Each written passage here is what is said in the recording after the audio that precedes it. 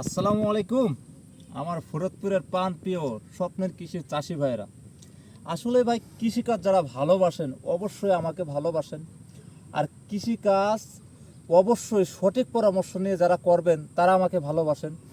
আজকের ভিডিওটা তারাই অবশ্যই দেখবেন যারা কৃষিকাজে সফল হইতে চান। আমি মনে করি 100% উপরওয়ালার ইচ্ছায় আমার এই পদ্ধতি ব্যবহার করলে অবশ্যই সফল হবেন। শুরু থেকে আপনাদেরকে বলি, আমি কিন্তু আপনাদেরকে চমক লাগাইছি।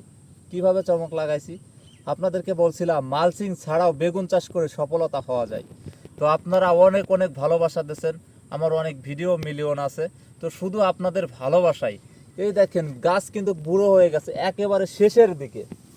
এই দেখেন আল্লাহর দেয়া নিয়ামত, দেখছেন? আর এই দেখেন প্রতিটা গাছে আপনাদেরকে যদি দেখায় সবে আল্লাহর দেয়া নিয়ামত। গাছ বুড়ো হয়ে গেলেও ফলন কিন্তু হয়। এটার কারণ সঠিক পরামর্শ। এখন 1 কেজি বেগুনের দাম কিন্তু 60 থেকে 70 টাকা, 75 টাকা আমাদের ফরিদপুর জেলার ভিতরে, বাইরের সাম বাদ দেন। আপনার 2500 থেকে 3000 টাকা মন পাইকারি 1 কেজি বেগুন। দেখছেন আমার গাছের পরিস্থিতি। তো এই যে তাওয়াটা করলাম, অবশ্যই বলবেন তাওয়াটায় কি করব। আমি কিন্তু এই যে মিষ্টি কুমড়া চাষ করবো। বেগুন শেষ হয়ে যাবে, মিষ্টি কুমড়া ভরপুরভাবে ধরবে। তো কৃষিকাজ করতে গেলে অনেক কষ্ট করতে হয়। আপনারা অনেক বলেন যে ভাই আপনি এত কৃষিকাজ কিভাবে করলেন। আসলে ভাই কষ্টের কথা বলবো না, কষ্ট না করলে কিন্তু কেষ্ট মেলে না। কৃষিকাজ করতে হবে, করার মতো করতে হবে। একটা নিয়ে পড়ে থাকবেন ধান পাট পিএস, কাজ হবে না ভাই। ধানের মনে আপনার 800 থেকে 1000 টাকা, আর এই সবজি 1 কেজি বেগুনের দাম আপনার 60 থেকে 70 টাকা। 1 কেজি মরিচের দাম আপনার বর্তমান বাজার লোক 300 টাকা, 350 টাকা, 250 টাকা। মানে কৃষিকাজ করার মতো করেন, শুধু পাট ধান পিএস এ নিয়ে পড়ে থাকলে ভাই পেট বাঁচবে না। তো ইনশাল্লাহ যাই হোক, আপনাদেরকে কাজের কথায় আসি।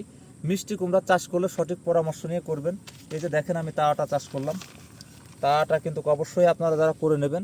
আর এইভাবে পাটায় লাগাইয়ে, এই যে আমার লাগানো শেষ। অবশ্যই আগের একটা ভিডিও দিছি, এই যে কচুরি পাতা, এই কচুর পাতা দিয়ে সুন্দর মতো ঢেকে দেবেন। কারণ এত দামের বীজ আপনার এই যে ইঁদুর কাঠবিড়ালি অন্য অন্য পোকাতে কিন্তু এই বীজগুলো খেয়ে ফেলে। এত দামের বীজ এত পরিশ্রম করে, আর বর্তমানে কিন্তু শ্রমিক পাওয়া যায় না।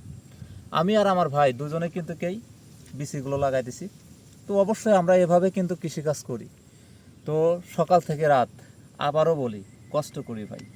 তো এভাবেই লাগাবেন, তাতে 100% বীজগুলো ভালো থাকবে এবং পাশাপাশি আপনাদের সব দিক থেকে দেখবেন এই বীজগুলো নষ্ট হবে না। তো অবশ্যই আমার জন্য দোয়া করবেন, আর আপনাদের জন্য দোয়া করে। কৃষিকাজ যারা করতে চান সঠিক পরামর্শ নিয়ে করবেন। ভালো থাকবেন। আসসালামু আলাইকুম।